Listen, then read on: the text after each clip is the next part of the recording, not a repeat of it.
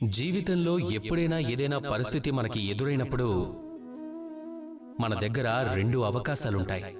వాటిల్లో మనం ఏదో ఒక దాన్ని ఎంచుకోవాలి. ఈ మనసులో ఎంచుకోవాలి. ఎంపిక ఈ ప్రపంచంలోనే అన్నింటికంటే ముఖ్యమైన భావం.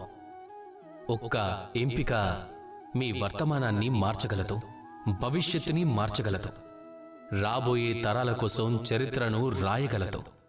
ఈ ఎంపిక చూడండి, మీ ఎదురుగా ఏ పరిస్థితి ఉందో మీరు అదే పరిస్థితిని ఎదుర్కోవాలి. కష్టాన్ని మనమే భరించాలి, అలానే పని కూడా మనమే చేయాలి. కేవలం ఒక్కటెంచుకోవాలి. ఆ పరిస్థితిని ఎదుర్కొనే సమయంలో నేను బలహీనుడిగా ఉండిపోతానా లేదా నేను శక్తిశాలిగా మారిపోతానా అని. ఈ ఎంపిక ఈ మనసులో ఎంచుకోవాలి. ఇక ఇదే ఎంపిక అన్నింటికంటే చాలా ముఖ్యమైన ఎంపిక.